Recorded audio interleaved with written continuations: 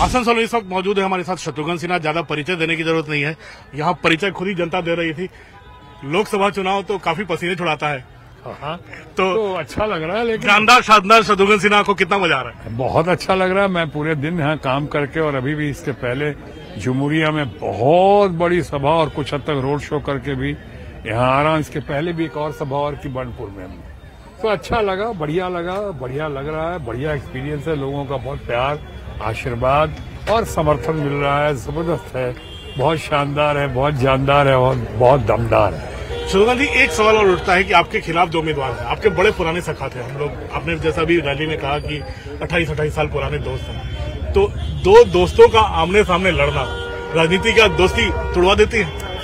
नहीं, बिल्कुल नहीं। आप तो जानते हैं, एक तो मेरा स्वभाव जानते हैं, मैं कभी भी चुनाव में अपने प्रतिद्वंदी उम्मीदवार के ऊपर कोई आक्षेप, कोई आरोप नहीं लगाता हूं, उनकी बात नहीं करता हूं।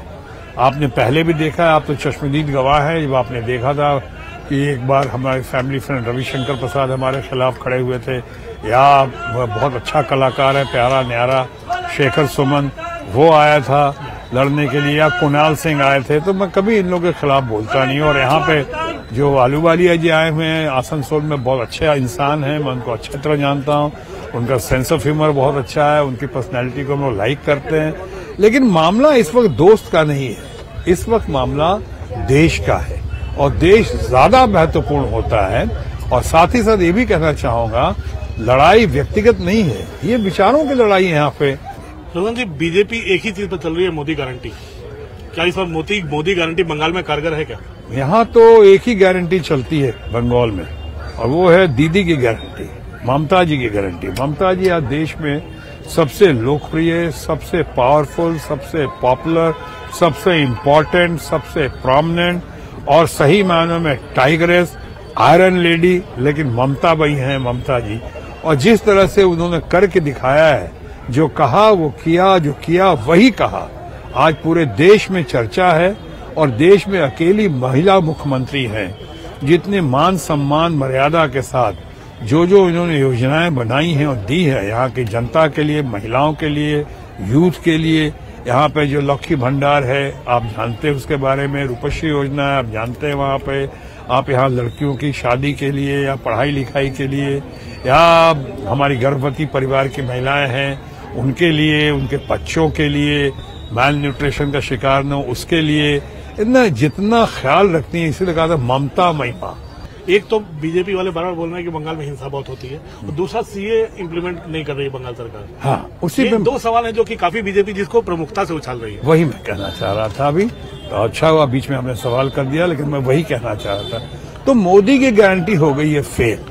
लोग ममता दीदी के गारंटी को विश्वास करते हैं, पूरा विश्वास करते हैं। अगर ममता जी ने कह दिया है कि बंगाल में सीएए और एनआरसी लागू नहीं होगा, तो इसका माने यहाँ की जनता को पूरा विश्वास है कि दुनिया की कोई ताकत आ जाए, बंगाल में सीएए और एनआरसी लागू नहीं होगा, क्योंकि ये मोदी की गारंटी नहीं है, ये ममता की गारंटी है। और इसलिए यहाँ पे लोगों का भरपूर विश्वास है।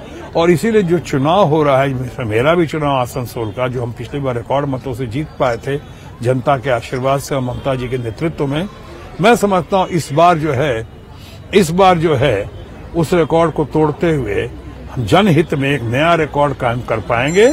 और ममता जी की, हमारी जो वोट और सपोर्ट हमारे लिए है, हम लोगों के लिए, वो वोट एंड सपोर्ट ममता जी के लिए है, ममता जी के लिए होगा।